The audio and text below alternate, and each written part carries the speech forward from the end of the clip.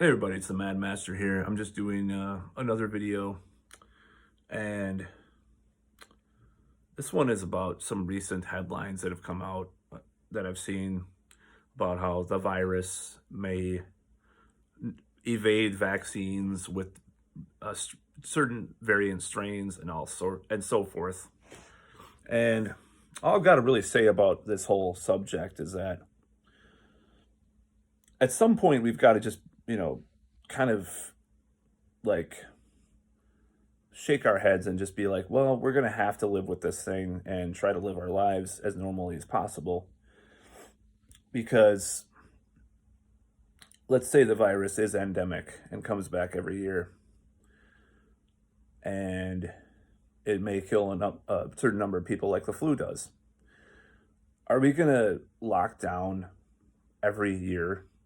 Places have stay-at-home orders forever, perpetuity, or have some kind of, authoritarian technocratic state that rises up because of this, which is the fear of every conspiracy theorist since March of 2020.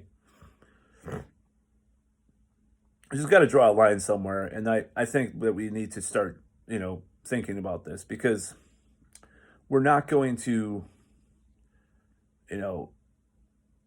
upend the entire world again for years on end, because people have lives that they want to live.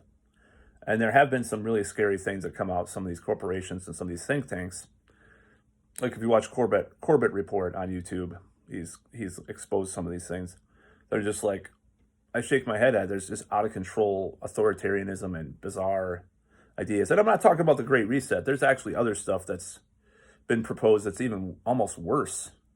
And I don't think that we can live like this, too much longer. I think we're going to need to draw a line somewhere, line in the sand. If things continue the way they do. Now, it really bothers me that I have to go on, dating apps and see, plan your virtual date, And then Bumble had this questionnaire where it was like, are you willing to go on a real date? Are you willing to wear a mask on a date? It's like, and answer all these stupid fucking questions. And of course I was like, I'm actually going to probably delete the questions, because I'm just like, I'm not going to answer these questions. I refuse to partake in this. That's what I should have done, but I probably just will delete my answers. Of course I said, I don't give a shit. I'm going to go on a date. I think they asked, I was a little more open-minded to like not a crowded place. Like I didn't say that I would necessarily need to go to a crowded place right now. But other than that, I think I was pretty across the board. Like, no, I will go on it. Like I did, I do try to go on normal dates. I mean, you meet up with someone, or you pick them up or whatever. You go to a restaurant, you take your mask off when you're talking at the fucking booth or whatever. You go on as normal, other than wearing the mask inside, which doesn't really make a lot of sense. But nothing makes sense with this whole experience that we've had. So my question is, if it's endemic though, like what are we gonna do? Are we just gonna, year after year, we're gonna lock down, open back up, lock down, open back up, have people wear masks forever, change the vaccine every couple months, then some new strain comes along and then they change the vaccine, and then the vaccine's worse than the virus at some point because they fuck it up or something and approve it or whatever. What's going to happen with all this? We're going to have to draw a line somewhere. We're going to have to be, stand there and say, there's enough. This is enough. These articles are coming out every day. Like, what if the new scientists fear that the new strains might evade the vaccine? It's like, what's the point of the vaccine then? I mean, it's not really a vaccine, the RNA one. It's more of a treatment. It's like a preventative measure. It's not really exactly a vaccine because it doesn't prevent you from actually getting the virus. So it's more of like a preemptive treatment, because if you get the virus, it'll be a lesser result. So, but I ask these questions, and people have asked me, even more, normal people have brought this up. Why don't we look into why some people get lesser, or most people have a mild case of it?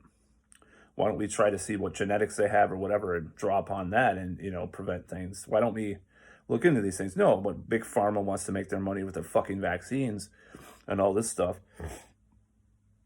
They could be making money off of all the other ideas too, though, but it's pretty remarkable that every day there's some type of fear narrative being pushed by the media about this, and people were right. We were the people on the talking about fear porn were right.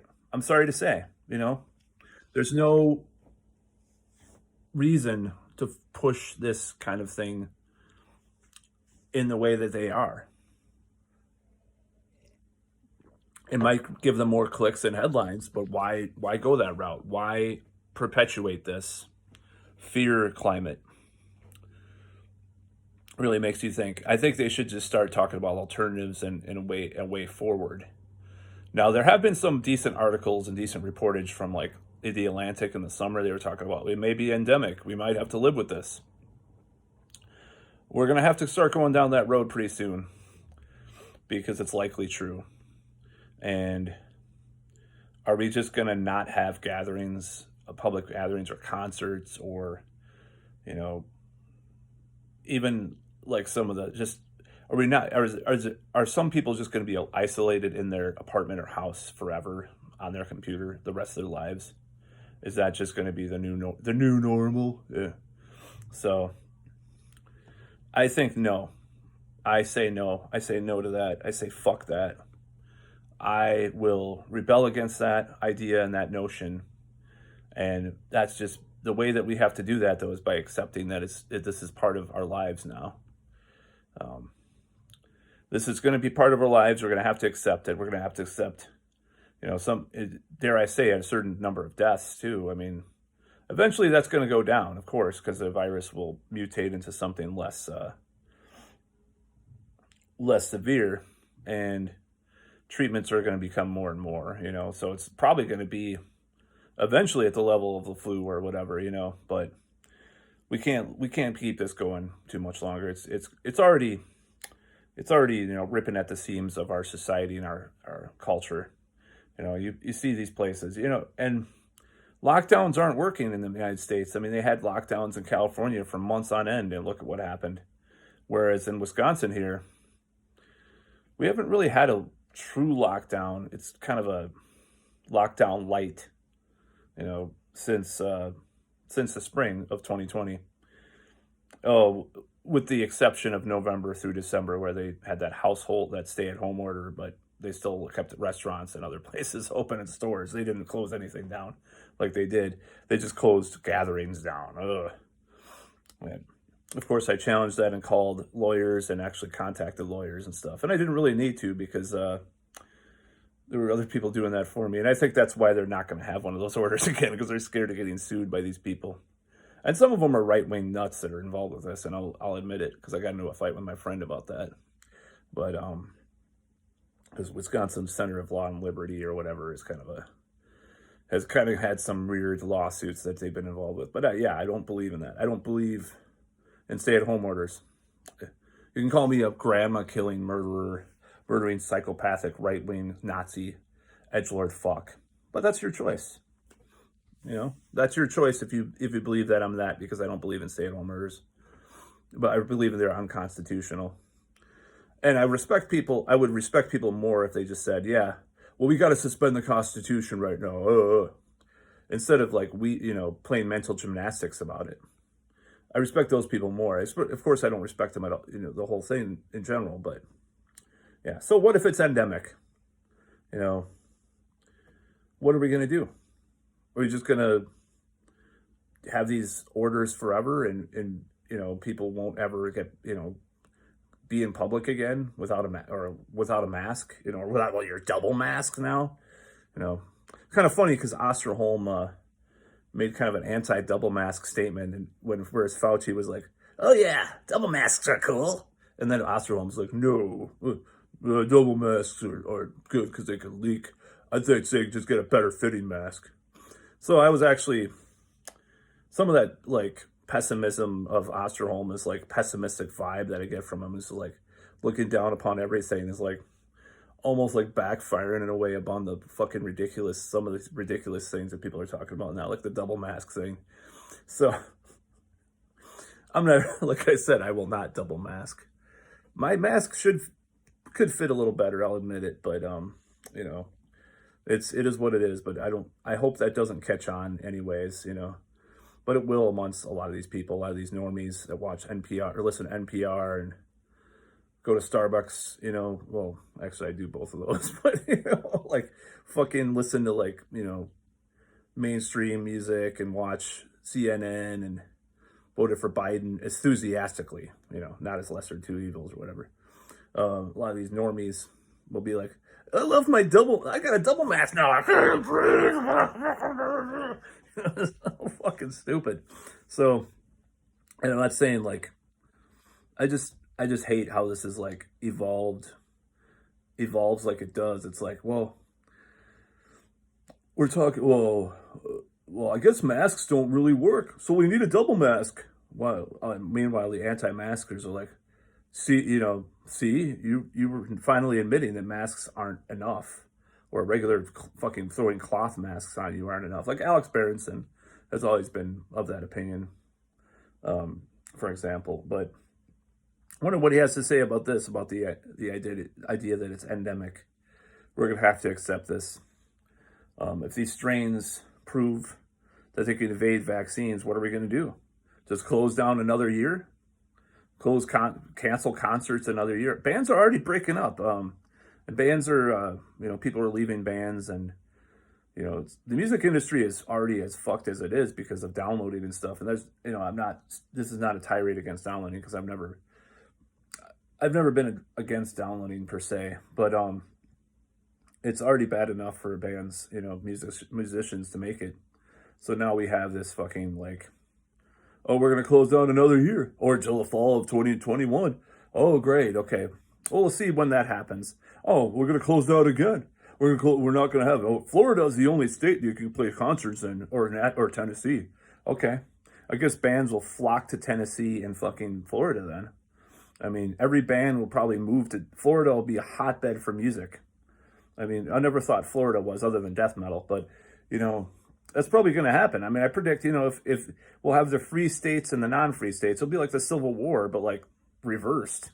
We'll have the northern states, the blue states will be all locked down because of the virus, and then fucking Florida and maybe Texas and Tennessee or Georgia, there'll be open states, free states, and the death rates won't be even that much different.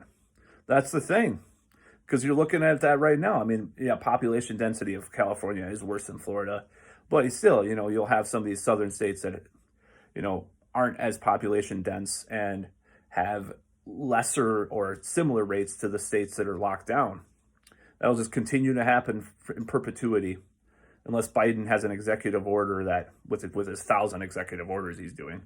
I was almost making Trump look like the meek on the executive orders, by the way.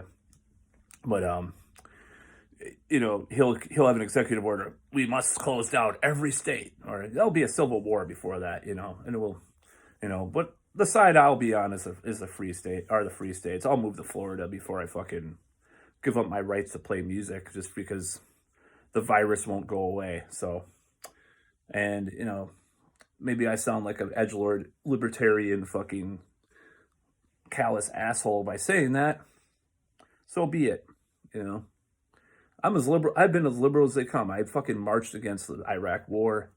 I voted for Ralph Nader. I fucking did like fundraising for Amnesty International on Facebook, from one of my birthday charity things. God damn, I can't even tell you how much liberal bleeding heart causes I've contributed to over the years, So this one thing, though, I just don't support. I can't support a perpetual lockdown, because if the virus doesn't go away and is endemic, we're just going to have to keep closing shit down. I don't support that. It doesn't make any sense. It's like a whack-a-mole.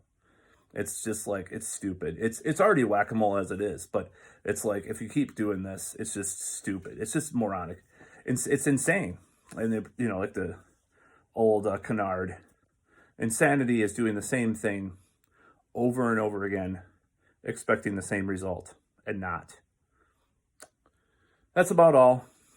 Peace out.